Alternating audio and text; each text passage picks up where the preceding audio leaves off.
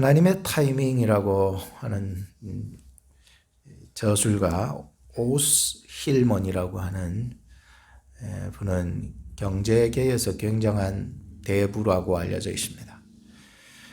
그에 대한 이야기를 먼저 나눌까 합니다. 그는 돈이 고갈될까 싶어서 항상 은행에다가 돈을 비축해 둡니다. 왜? 돈을 잃어버리면은 뭔가 불안하고 두렵기 때문에 은행에다가 차곡차곡 저축해 놓으면은 뭔가 마음이 안심이 되고 앞으로의 삶도 안정이 되는 것 같았기 때문이었습니다. 그래서 하나님을 위해서도 11조도 하고 헌금 생활도 물론 했지만은 사실 하나님보다는 은행을 더 신뢰하고 은행에 돈이 들어있는 걸 볼 때마다 마음이 평안했습니다. 하나님은 이런 그를 하나님만 의지하는 법을 가르치기 시작했습니다. 모든 쌓아둔 재산을 몽땅 다 잃어버리게 만들어 버렸습니다. 여러분들 가진 것을 다 잃어보신 적 있죠? 없으십니까? 중요한 것을 잃어버렸다고 생각하면 얼마나 낙심이 되겠습니까? 이 오스도 이렇게 너무너무 낙심이 되었을 것이라고 생각합니다. 그리고는 하나님께서 그를 오스의 삶을 광야의 만나를 경험하게 하기 시작했습니다. 아무것도 없는데 하나님 주시는 것만 바라보고 살아야지 어떡하겠습니까? 어느 날이었습니다. 작은 그룹에서 이분이 경제계에서는 또 유명하고 강의도 잘하니까 아주 작은 그룹에서 강연 초청을 받게 됩니다. 그래서 가기 싫었습니다. 왜? 사례비가 일단 너무 작아. 그래서 몇백 불 안 준다 그래요. 그래서 너무 작아가지고 정말 2박 3일 동안 내가 거기 가서 강연을 할 만큼 시간 투자, 물질 대비해서 이거는 전혀 정말 가기 싫었어요. 그래서 하나님 앞에 기도했습니다. 근데 하나님께서는 가라고 하셨습니다. 순종했습니다. 근데 그 강연을 참석해서 이제 강의를 하는데 몇 사람이 없었어요. 듣는 사람이. 그러니까 힘나겠습니까? 힘 안 나죠. 거기에다가 강연하는 동안에 강연 내내 서로 주고받고 하는 모든 얘기 속에서 포커스가 강연의 어떤 주제보다는 거기에서 결혼 생활에서 심각한 위기를 겪고 있는 한 부부가 있었는데 그 사람의 주제로만 자꾸 흘러가기 시작해서 강연이 다 끝나고 나서는 너무 허탈한 거예요. 내가 과연 이 강의를 하러 왔었는데 이 강의의 이 흐름을 따라가지 못하고 이거 완전히 망한 강의나 똑같다라고 생각을 했었습니다. 실망했죠. 낙심했습니다. 그리고는 자기가 싸들고 갔던 모든 저술 서적들을 도로 이제 싸들고 다시 돌아오려고 하는데 이 책 가져가면 못하냐. 그냥 놔두고 가자. 그래가지고 싸들고 갔던 판매하려고 그랬죠. 판매하려고 했던 그 서적들 저술을 다 놓고 그냥 몇 권만 싸들고 오고 대부분 놓고 그냥 돌아왔습니다. 그런데 그 책이 어떤 한 사람에 의해서 읽히게 됩니다. 그 읽었던 사람이 너무너무 이 책을 감명을 받아가지고 전화가 온 거예요. 그 사람이 읽고 감동을 받은 사람이 전화 와서 큰 경제계의 집회가 열릴 텐데 거기에 당신을 초청합니다. 라고 이렇게 전화가 온 것이었습니다. 그 강의는요, 조금 전에 했던 그 강의와는 전혀 다른 엄청 거대한 22개의 섬들에서 오는 지도자 계층들이 다 참석하는 굉장히 큰 집회였습니다. 많은 사람들이 모였고요. 강연을 시작하게 되었습니다. 그리고 강연이 다 끝나고 그 중에 이 강연을 들었던 한 사업가가 자기에게 찾아오더니 물론 나중에 주게 되지만 큰 수표가 들어있는 거금이 들어있는 그 수표를 건네받게 되죠. 그때 이 오스 힐먼이 하나 깨달은 게 있었습니다. 가고 싶지 않았는데 갔는데 하나님에 의해서 기도하고 갔는데 하나님은 축복 위에 축복을 더해 주시더라는 거예요. 가기 싫었대요. 정말 아무것도 안 되고 너무 이게 가기 싫었는데 갔는데 하나님에는 그 나중에 축복 위에 축복을 더해주는 결과를 만들어줬다는 거예요. 그는 이렇게 교훈을 기록하고 있었습니다. 우리가 하나님의 소명에 순종하는 바로 그 순간엔 하나님의 축복이 항상 임하는 건 아니다. 맞죠? 때로는 그 축복은 시간이 지난 후에 예측할 수 없는 상황들 속에 확대되고 증가해서 임한다. 이렇게 기록하고 있어요. 오늘 우리가 다루어 볼 말씀을 좀 살펴볼 텐데요. 하나님께서 부르시고 또 인도해 나가는 사람 다윗과 바울에 대해서 생각해 볼 건데요. 그들의 인생 속에서는 환란이 있었습니다. 고난이 있었고요. 낙심될 일들이 일어났지만은 하나님은 인내하게 하셨습니다. 그래서 또 인내하지만은 또 연단하게 하십니다. 또 연단하게 하시지만 그 속에 소망을 주신다고 했습니다. 그래서 환란은 인내를, 인내는 연단을, 연단은 소망을 이루게 하느니라 라고 했기 때문이었습니다. 그래서 다시금 그 모든 하나님의 시련과 환난과 이런 모든 것들을 잘 인내하고 연단되어서 또 소망을 얻기까지만, 그래서 다시 새 소망을 얻어서 시작할 수 있는 힘을 얻게 되잖아요. 다윗도 그의 인생을 이렇게 살펴보면은 매번 도망가고 피하고 숨고 이러는 인생이었잖아요. 오늘 바울이나 사울도 모두가 주변에서 모두 둘러싸가 자기를 공격하는 것 같고요. 정말 답답한 일이 하루 이틀이 아니었잖아요. 돌아서면 정말 답답하고 이런 일들이었었는데 하나님은 과연 이들의 인생 속에서 어떻게 일해 나가셨는가 말이죠. 하나님은 아무리 답답한 일을 만나고 우겨 싸운 일을 당하고 도망가고 쫓겨가는 인생이라 할지라도 하나님은 피할 길을 내어주시더라는 거죠. 그리고는 구원으로 생명으로 바른 길로 계속 인도해 나가시더라는 거예요.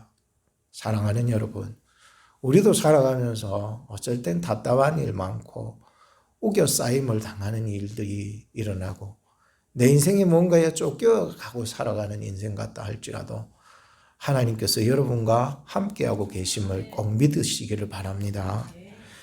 하나님께서는 함께하는 사람, 부르신 사람, 구원하기로 작정한 사람은요 결코 버리지 않습니다. 피할 길 주시고요 구원의 길로 반드시 인도하십니다. 절대로 걱정하지 마세요. 하나님을 위해서 고난 받으십시오. 그래서 그 고난 속에서 하나님이 이 고난을 통해서 더 단단하게 하셔요. 고난을 통해서 더 부드럽게 하셔요. 고난을 통해서 넓은 마음을 주셔요. 고난을 통해서 간절하게 하셔요. 그렇기 때문에 이 고난을요 쉽게 여러분들 보지 마시고 오히려 이 고난을 달갑게 받으셔서 하나님이 원하시는 생명의 길, 구원의 길로 인도받으시기를 원하는 마음으로 오늘 여러분들에게 말씀을 전합니다. 첫째로 손에 든 창을 내려놓으라 라고 말씀을 합니다. 다윗의 삶 속에는 항상 위기가 찾아왔습니다. 축하받아야 할 다윗이 사울 왕에게서만은 축하를 받지 못하고 있어요. 사울은요 불쾌감을 느끼는 거예요. 다윗을 볼 때마다 정말 분노가 일어나요. 다윗을 보니까 시기심이 일어나서 다윗을 항상 주목하고 있어요. 그가 그렇게 두려워했던 것은 블레셋을 다윗이 승전하고 돌아왔을 때에 이 백성들이 하는 말이 참 사울은 천천히고 다윗은 만만이다. 그러니까요. 이 속에서요 막 불쾌감이 일어나는 거예요. 분노가 일어나요. 시기가 일어나고요. 주목하는 거예요. 하나님을 주목해야 될 사울 왕이요, 사람을 주목하기 시작하는 거예요. 저거 주목이라는 말은 죽여버리겠다는, 저거 어떻게 죽여버릴까, 까내려버릴까, 어떻게 짓밟아버릴까, 그게 주목하는 거예요. 주목하는 자 되지 마세요. 하나님께 집중하는 사람이 되어야죠. 그 이튿날이었어요.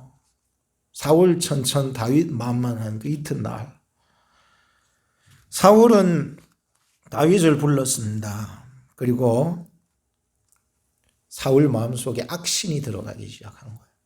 그러니까 들고 있던 창을 가지고 다윗에게 집어 던져서 죽이려고 해버렸습니다. 다윗은 창을 피했고 창은 벽에 꽂혔습니다. 사울의 마음속에 두려움은 가시지 않았다고 성경은 기록하고 있어요. 무엇 때문에 두려워하고 있습니까? 사람들이요, 다 다윗 편만 들어주고 내 편이 없는 것 같아요. 그러니 성경에 보니까 두려운 거예요. 사람들 인정받기보다 하나님께 인정받는 다윗처럼 말이죠. 오늘 우리가 사람이 천만인이 다 저 사람 편을 들어도 하나님께 인정받기를 기뻐하시기를 바라요. 분명히 전쟁에서 승리하고 돌아오면 사울이 약속한 게 있었죠. 자기의 큰딸 메랍을 아내로 주기로 했는데 승전하고 돌아왔는데 큰딸 메랍을 다윗에게 주기로 약속했으면서도 다른 놈한테 줘버렸어요. 시집 보내버립니다. 참 이렇게 사울이 약속을 어긴 것은 앞으로 닥쳐올, 다윗에게는 닥쳐올 그 시련의 어떤 전조의 분위기일 뿐이에요. 자기 손에 피 안 묻히려고요, 다윗을 죽이려고 온갖 술책을 다 쓰던 그러한 생각에 고민하고 있었던 차에 들리는 소문이 자기 둘째 딸 미갈이 다윗을 사랑한다는 소식을 들었습니다. 하하, 잘 됐네. 이 딸을 이용해 가지고 다윗을 또 죽일 기회를 만들자. 만약 블레셋 사람의 포피, 남자 생식기의 포피를 100개를 배우면 내 사위가 되게 해주겠다. 다윗은 그 말을 좋게 여겼습니다. 그리고 100개뿐만 아니라 200개의 양피를 잘라 오게 됩니다. 그것을 본 사울이요, 다윗을 자세히 보고 있었잖아요. 보니까 다윗이 하나님과 함께하는 사람이라는 것을 알고는요, 더욱 두려움이 생겼다고 얘기하고 있어요. 사울은요, 한평생을 다윗의 대적 노릇하면서 평생을 살아가게 되었다는 거예요. 여러분 성경 앞으로 계속해서 보실 것이면 사울의 삶을 여러분들 성경을 통해서 보시면 한평생을 대적 노릇하면서 사는 삶. 불쌍하잖아요. 그 모든 인생을요, 집중해야 할 곳에 집중 안 하고 집중하지 말아야 할 곳에 집중하면서 살아요. 이거 얼마나 헛된 인생입니까? 오늘 우리도 인생의 방향, 우리가 집중해야 되는 거 말이죠. 비행기가 날아가면서 집중해야 되는 건 뭐예요? 비행기의 코, 앞대가리, 코가 어디를 향하는가에 따라서 가는 거죠. 오늘도 우리가 어디를 방향을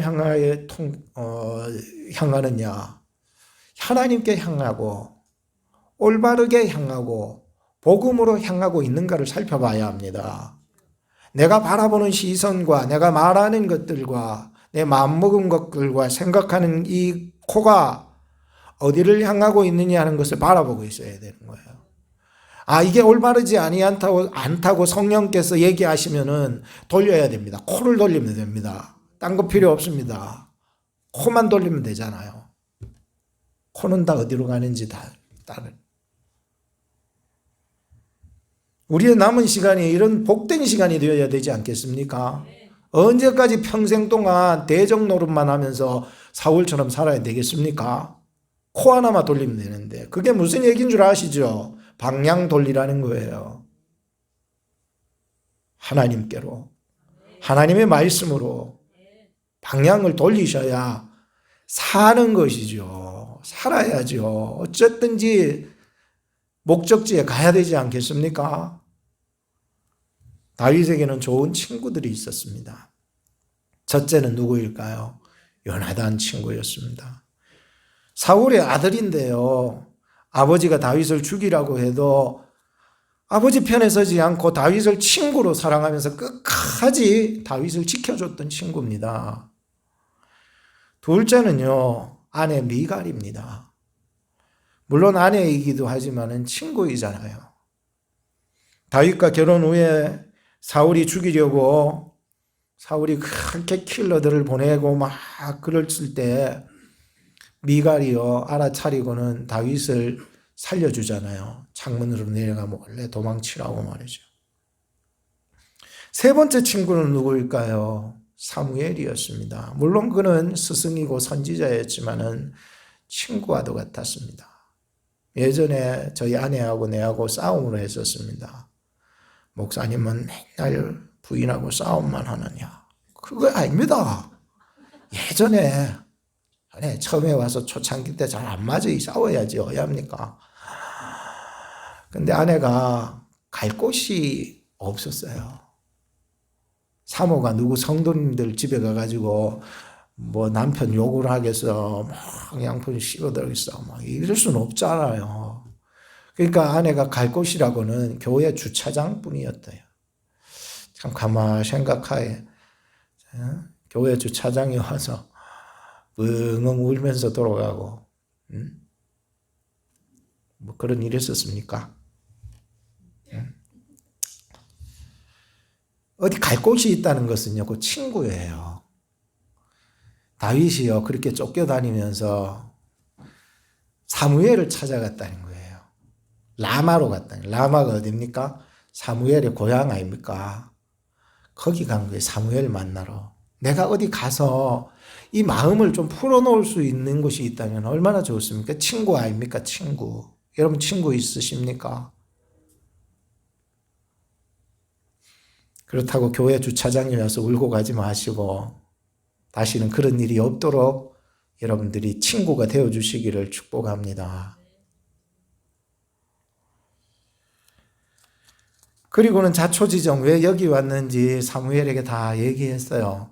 그리고는 나요스로 갑니다. 라마에 있는 나요시라고 하는 것은 기숙사를 의미해 주고 있어요. 라마에 있는 기숙사가 뭐예요? 여기는 사무엘 선지자께서 자기에게 오는 자들을 선지생으로 만들려고 지어놓은 선지 학교입니다. 나요시. 그러니까 이곳으로 갑니다. 같이 가서 거기에서 기숙하게 됩니다. 그런데 이 사울이 그만 이 사실을 알게 되지요. 그래서 라마 나요스에 있다는 소식을 알고 킬러를 3번 보냅니다. 1번 보냈더니 2번 보냈더니 3번 보냈더니 그 모든 사람들이 다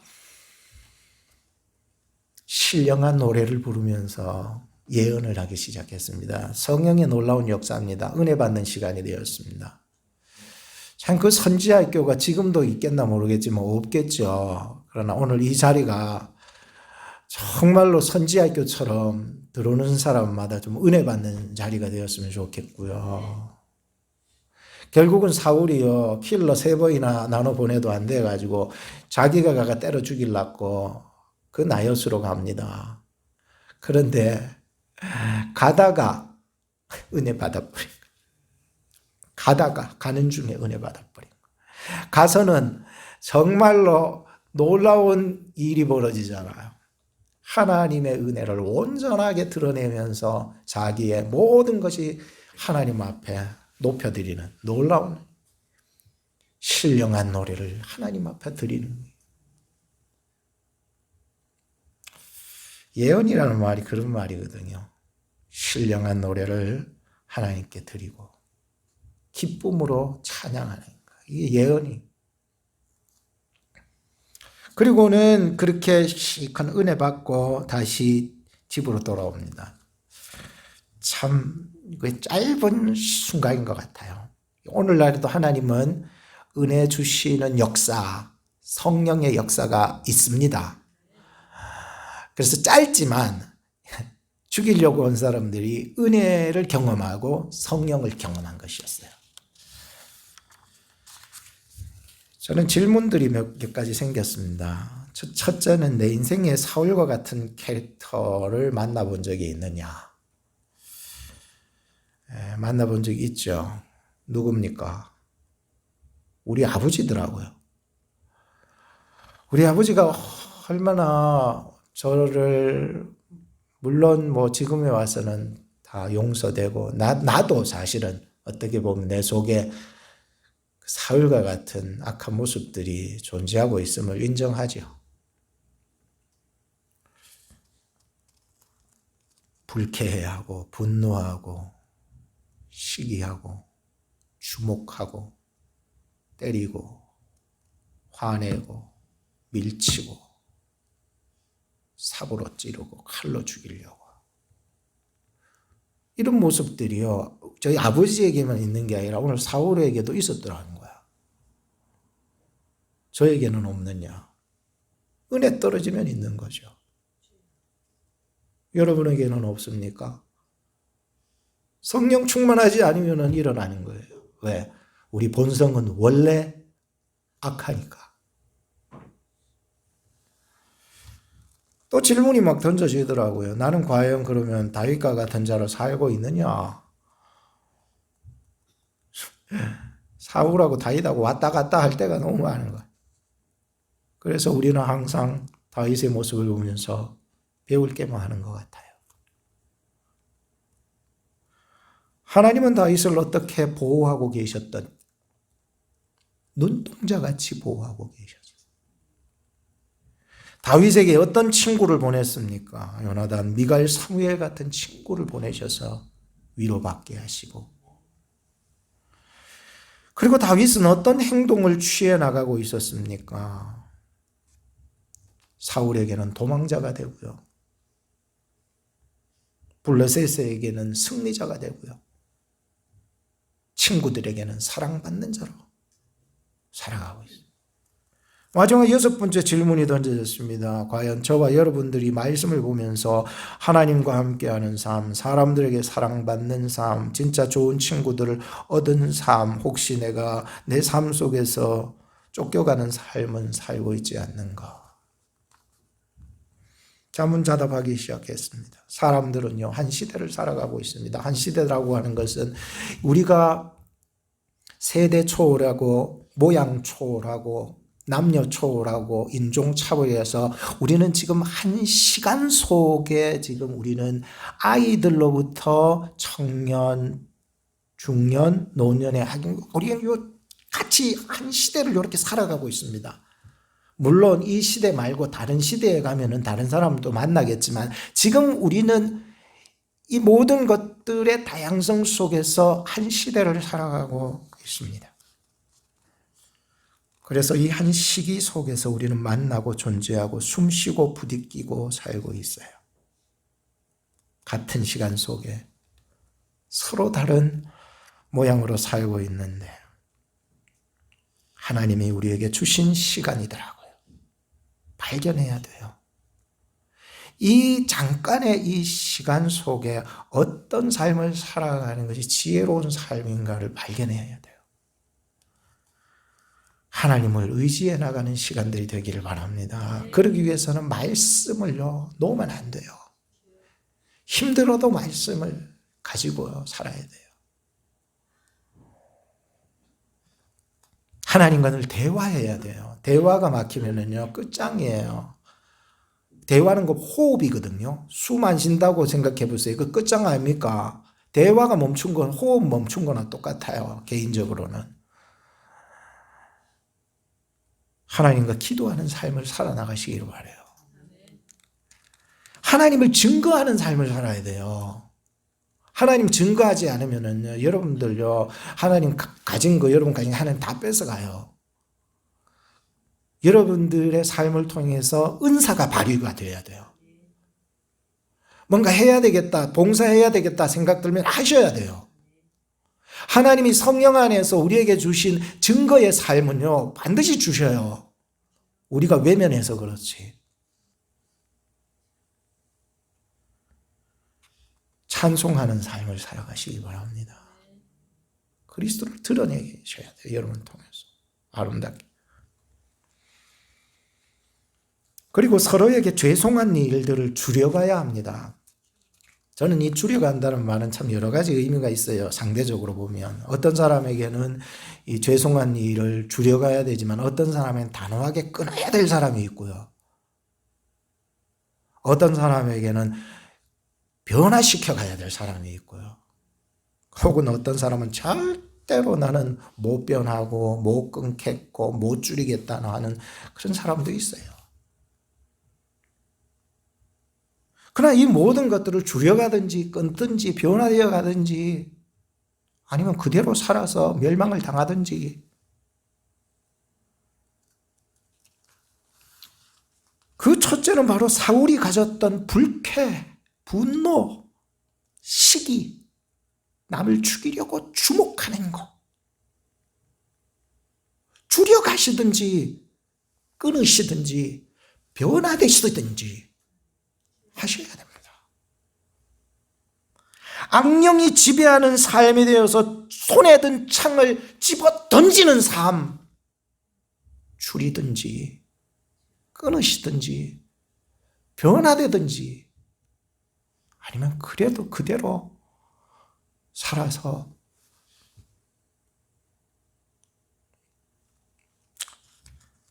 평생을요, 남은 시간을요, 주목하면서 대적자 노릇을 하는 삶. 줄이든지, 끊으시든지, 또 뭐예요? 변화되든지, 안 그러면 그대로 살아서 지옥 가든지.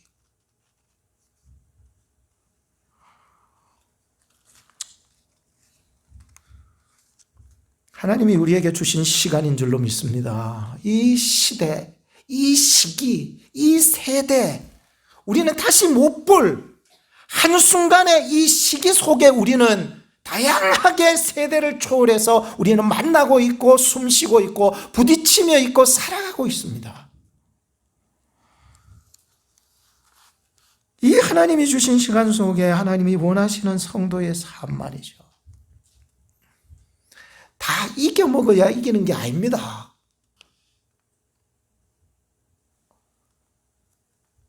지면 좀 어떻습니까? 내가 손해보면 좀 어떻습니까? 왜?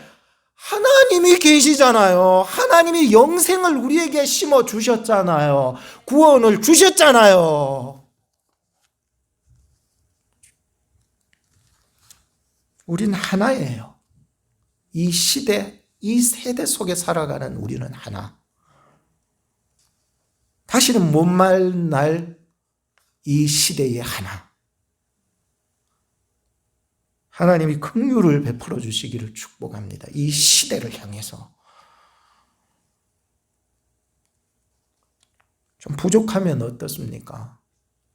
좀 기다려주면 어떻습니까? 내가 하는 일도 굉장히 중요해요. 맞아요. 중요해요. 그러나 내 곁에 있는 존재가 더 중요하지 않나요?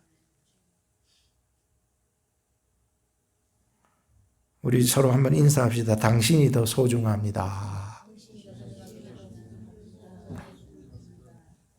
두 번째는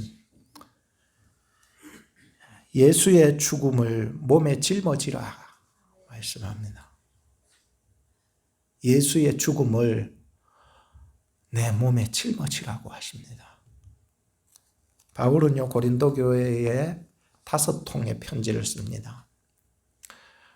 첫 번째 편지는 없습니다. 어디 있는지 손실이 되어서. 두 번째 편지는 고린도 전서입니다. 세 번째 편지도 없습니다. 네 번째 편지가 고린도 후서입니다. 다섯 번째 편지도 없습니다.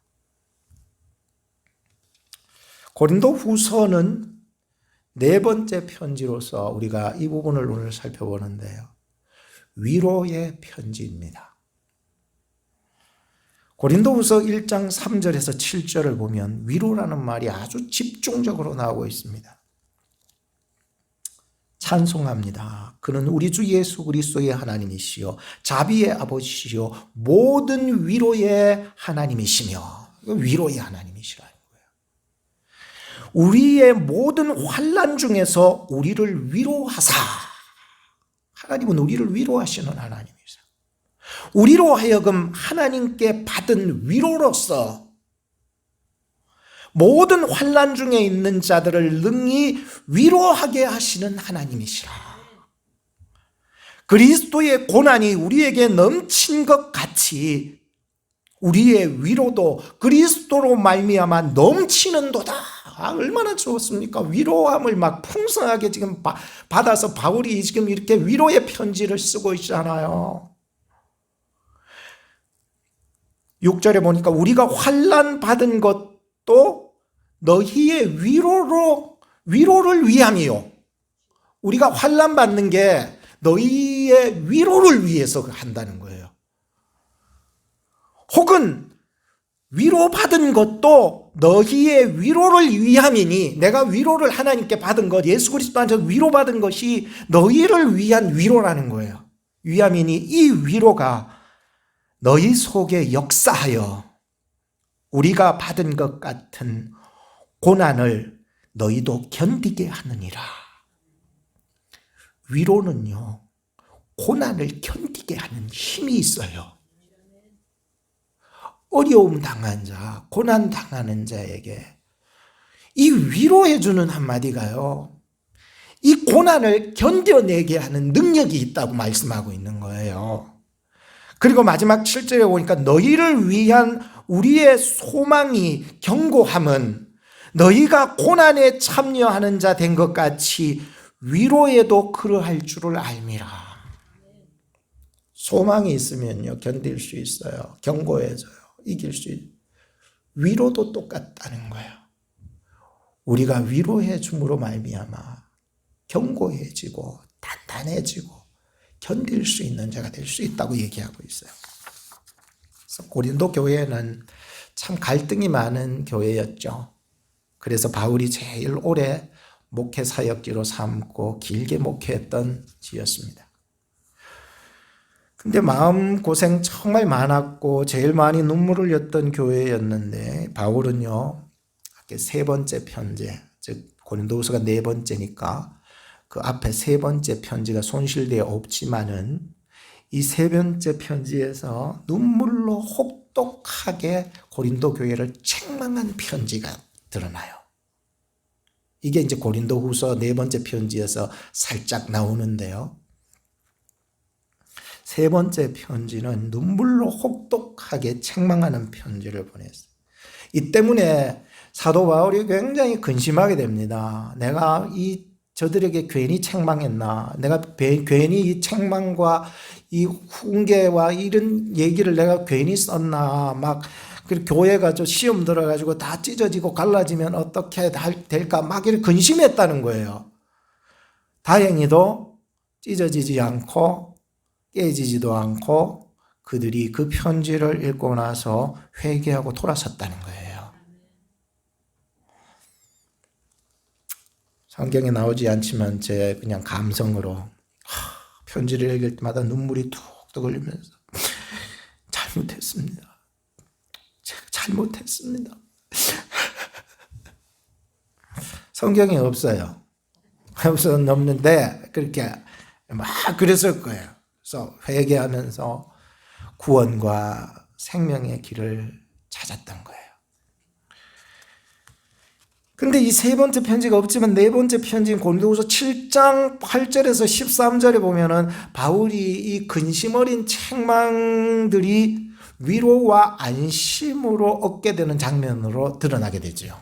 그래서 잠깐만 읽어드리면은 고린도후서 7장 8절에 보면 그러므로 내가 편지로 너희를 근심하게 한 것을 후회하였으나 지금은 후회하지 아니한다는 거예요. 이제 네 번째 편지를 보면서 그 편지가, 즉 세 번째 편지가 너희로 잠시만 근심하게 한 줄을 알미라. 내가 지금 기뻐함은 너희로 근심하게 한 까닭이 아니요 도리어 너희가 근심함으로 회개함에 이른 까닭이라. 너희가 하나님의 뜻대로 근심하게 된 것은 우리에게서 아무 해도 받지 않게 하려 함이라. 10절 중요하죠. 하나님의 뜻대로 하는 근심은 후회할 것이 없는 구원에 이르는 회개를 이루는 것이고, 세상 근심은 사망을 이루는 것이니라. 이렇게 버렸습니다.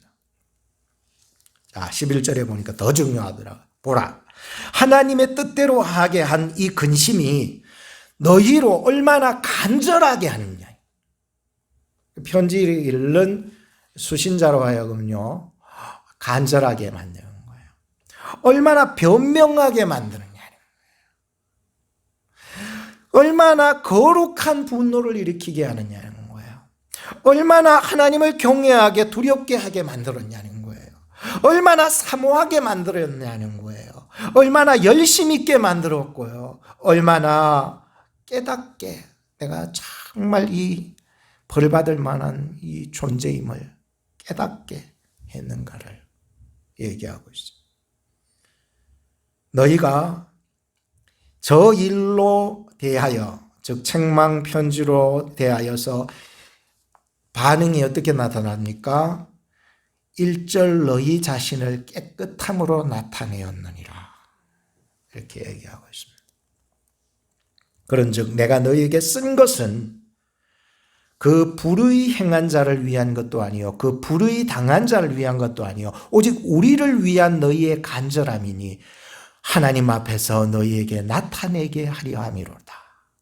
이로 인하여 우리가 위로를 받고, 내가 너희에게 보낸 이 디도 목사가 있어요. 작은 목사, 이 디도 목사를 너희에게 이 편지를 보내게 되는데, 이 우리의 받은 위로 위에 디도의 기쁨으로 우리가 더욱 많이 기뻐. 디도 목사님도 얼마나 걱정했겠습니까? 그죠? 그 편지 주러 갔다가 좀 제발, 그러니까 기쁨으로 돌아오게 되는 거예요.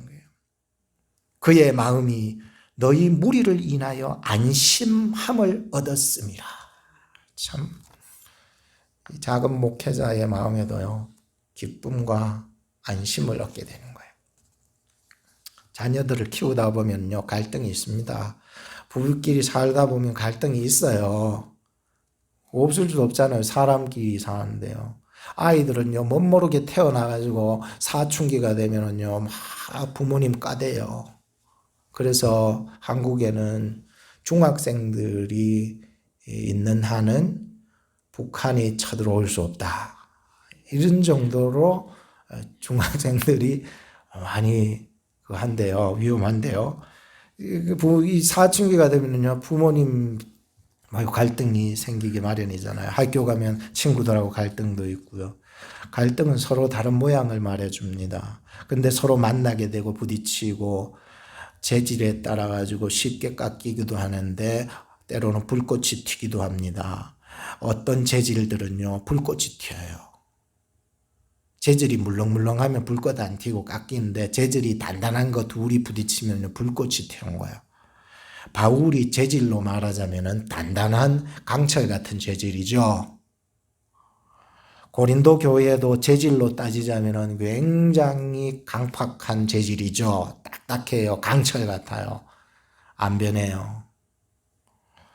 그런데 이런 교회가 사도 바울의 그 강한 책망에도 회개하고 변화되었다는 것은 정말로 하나님의 은혜가 아니고서는 제가 설명해 드릴 수가 없습니다.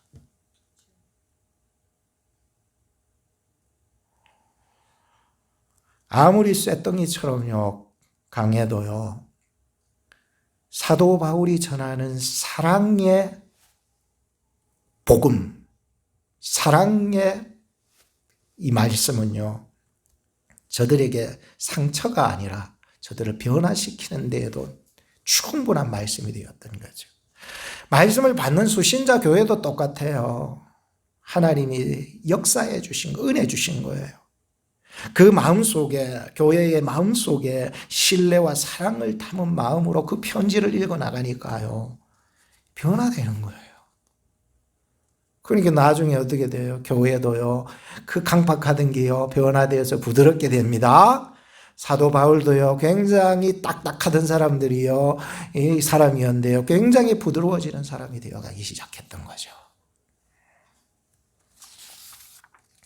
아무리 굳은 마음, 딱딱한 마음도요, 사랑으로 역사하는 믿음의 편지는 그들의 마음을 녹일 수 있었던 것이었습니다.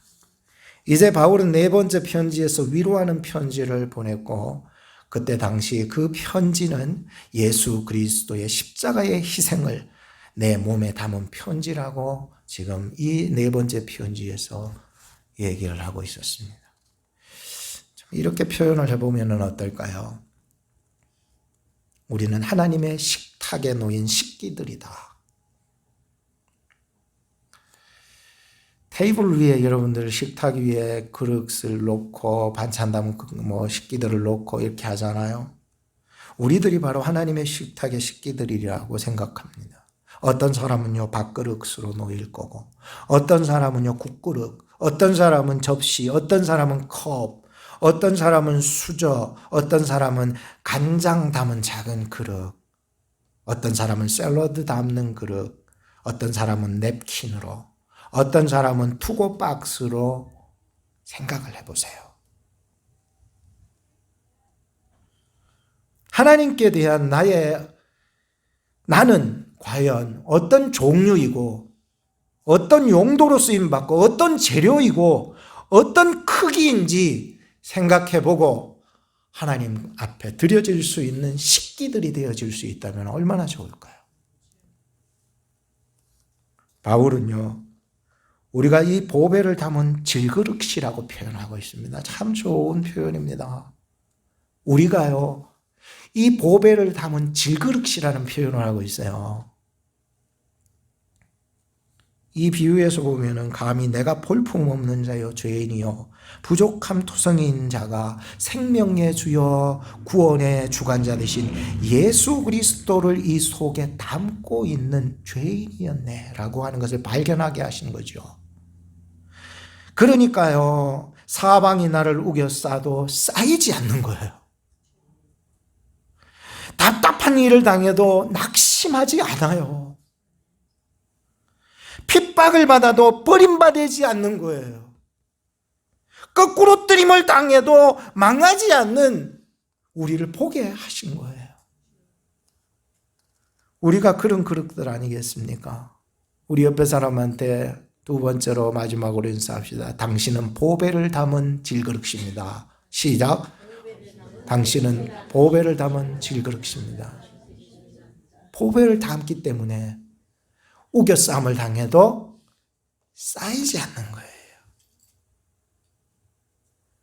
거꾸로 뜨림을 당해도 거꾸로 뜨림을 당하지 않아요. 정말 답답한 걸 만나도요, 낙심하지 않아요. 왜? 우리 속에 뭘 담고 있다고요?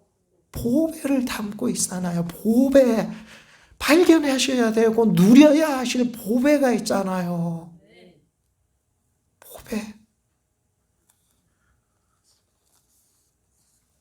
결론을 짓겠습니다. 우리는 한 시대를 살아가고 있다고 말씀드렸습니다. 우리에게 주신 이 시간 속에 후회 없는 그리스도인들이 되어야 합니다. 하나님께 집중하십시오.